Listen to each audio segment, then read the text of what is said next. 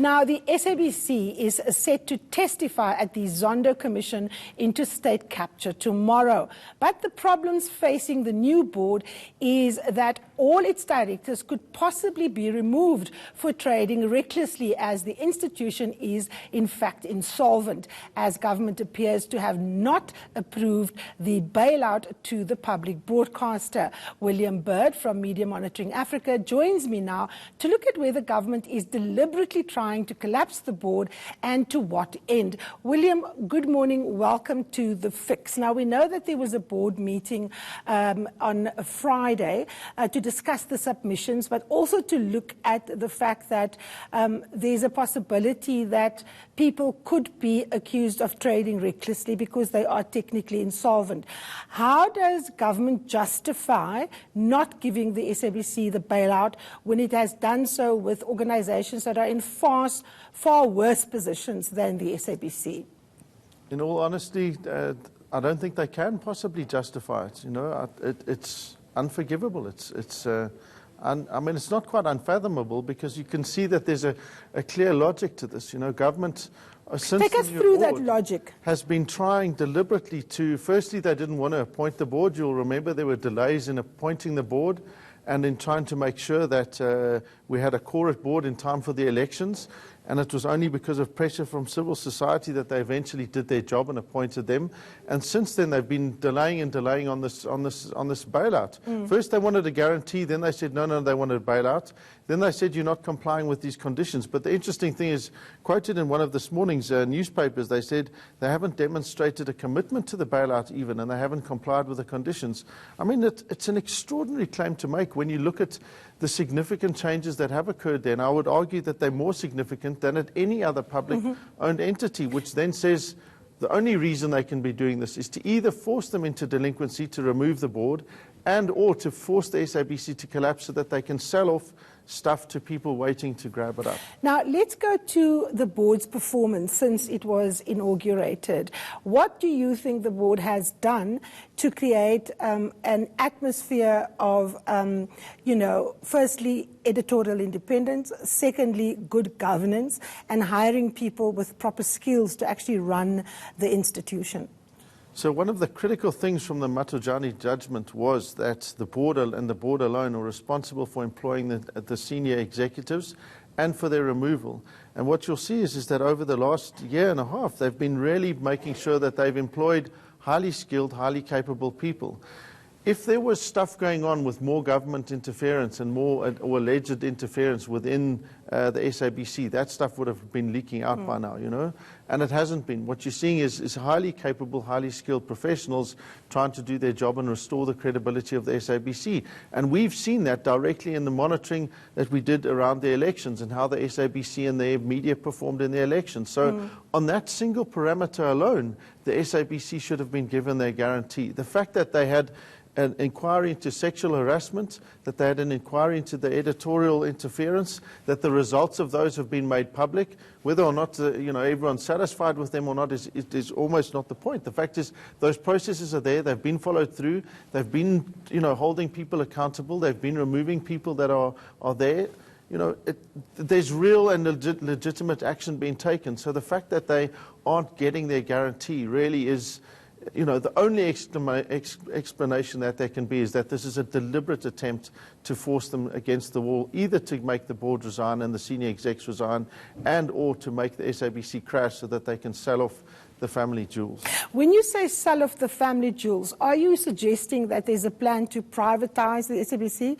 We already have a situation where the selling off of the SABC's archives to MultiChoice, for example, was taken to the competitions tribunal. They recommended that it be a merger simply because of the nature of what was being sold off and how low the cost was. Who are the potential private players that you think are lining up to buy up an SABC that's broken up? Well, they've got, the biggest radio stations on the continent. They've got, it's still access to the biggest audiences in the country. So I think that, there's a lot of interest in being able to snap up, potentially a license or two or a station or two if they were to suddenly, miraculously become available. So I think that there's a lot of people out there who would eagerly want to, snap up some of those things. Let's get to the shareholder representative's role in all of this, Ms. Stella Ndabeni-Abrams, right? She was the Deputy Minister to Faith Mutambi when the attempt to capture the SABC for the Gupta interest was crass, and we saw the results of that. Yes. We never heard her say much about it. She had a fallout with Ms. Mutambi, and they happened to be in opposing factional camps. What has her behavior been like since? Does she inspire confidence in an organization such as yourself that's been watching the public broadcaster, considering that she herself has attempted to censor the SABC? Is there political motive behind the attempt to withhold the money from the board? I mean, the ANC's got so many factions at the moment, it's difficult to know if even they know which one is arguing for what and when and how. I think that they're headless chickens with more direction, frankly speaking, around how they want to take these things forward. But if you look at the way that the Minister and Parliament have responded to the SABC in particular, Parliament's been a bit more ambivalent. Sometimes they say good things and sometimes bad. But, I would have thought that the Minister and the Department would have been saying, well done to the board for going on these irregular appointments. Thank you for exposing all of these things that have been happening under the editorial processes. We're working hand in hand to do these things. And sometimes they're there, but you don't get any sense at all that there's a meaningful relationship from that. And that it seems as though the Minister is strongly at odds with the will of the board and strongly at odds with what they're trying to do. And I suspect that might be part of the reason why they're not getting there.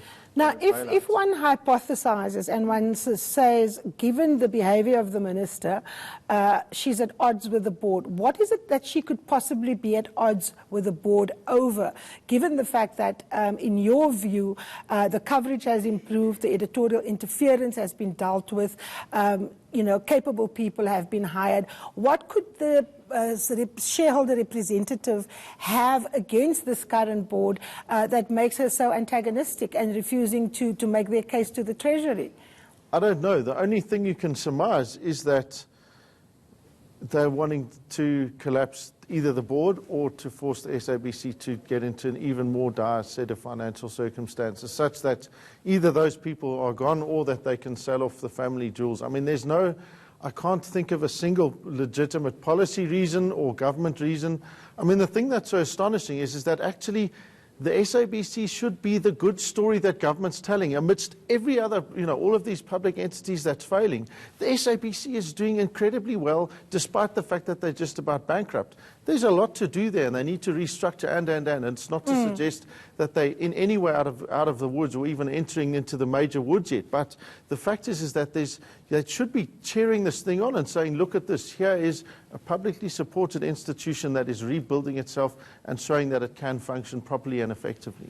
Now, here's one thing that has puzzled me. The SABC is technically insolvent. It doesn't have money.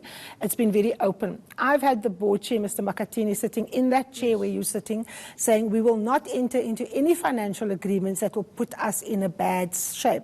So where did the SABC get 72 million rand to pay MultiChoice with regards to the PSL games rights? And how does that square with an organization that has admitted to some of the people that it owes money to that it can't pay them? Well, exactly. I mean, and then if you're saying, okay, we can make somehow a plan to ensure that we, press Gangi into paying 72 million, or, somehow that they saw that as a legitimate expense for gaining the audience and somehow, making themselves slightly more sustainable. But again, you can't possibly see how the Minister could square that kind of equation from sports and from the DOC and even from Treasury to say, okay, we'll let them spend that 72 million, but no, we're not going to give them a bailout because they're not showing even a commitment to turning. I mean, what nonsense is this? And yet they give Danelle 1.8 billion for standing there and saying, well, you know, we're going to work on our turnaround plan. They're giving them money to work on their turnaround plan. What is interesting for me also is, what does MultiChoice get out of this? Because MultiChoice originally wanted over 100,000. If I'm not mistaken, they wanted, I think, between 120 and 140 million for the rights. The PSL was even more hardline. They were not remotely interested. Now, we already know that the deal between Cloudy and MultiChoice around selling off the archives had huge problems with it. I mean, you were involved in litigation around that matter. Do you think MultiChoice could possibly be one of the private players who's looking to buy up SABC assets for a song? I mean, that I don't know about. I mean, they may be, but again, I'm not sure that it's really in their interest to try and do that. I think that the competition elements there might stall them, but I suspect that this might be more of a pragmatic decision, given that ICASA has been dealing with the sports regulations, sports broadcasting regulations recently, and that this, I think, will be a very nice gesture to that they can demonstrate to the regulator, look, we've gone there. We're not a monopoly. We've played ball, you know. Yes. We took a substantial financial hit on this in order to broadcast, and that might be more of a decision around the authority than it is necessarily around the SABC's bailout conditions. But, you know, we don't know, and this is the problem, is that the SABC shouldn't be put in a position where we're being left to do these things. It's meant to be more open and transparent, and yet something clearly is dangerous is happening behind the scenes. Does it have anything to do with the fact that we're going to elections, municipal elections in 2020, and the SABC, as we know, is a critical role player in broadcasting information? The ANC has lost 3 major metros in 2016. It would be keen to get that back. Is this an attempt to get a compliant board and executive politically all over again? It may well be by one of the factions within the ruling party, you know, but again, it's one of them, and it's the one that's probably a bit more clueless as to how these things should actually Do you think work. Parliament can intervene to stop this nonsense? Well, I would hope that they're working actively to start and ask the minister questions about how they can make these claims. I think they need to interrogate the correspondence that's going on between the board. Bring it out into the public and let people flesh it out. Let's see what these conditions are and let the members of the public determine, have they complied, haven't they complied, and on what basis haven't they, or what basis haven't they? And final question, just how do the board members protect themselves from not being declared delinquent directors? Because that affects their careers. I mean, people could jump ship and say, I'm not going to want to get caught up in this, and that could be the exact outcome that certain people would want to have in mind. I mean, I think that's where they're driving to, you know. It's like, oh, they're going to just keep putting this pressure on in order to do that, and I'm hoping that they don't resign, because what we do know is that if the current board and the senior team resign, it's the end of the SABC. And that would have not only devastating consequences for the majority of people in South Africa, but it'll have devastating consequences for our media sector as well. Absolutely, and for the nature of our democracy. Thank you there, William Bird. It's still to come on The Fix. We take a look at your weekend newspapers. Stay with us.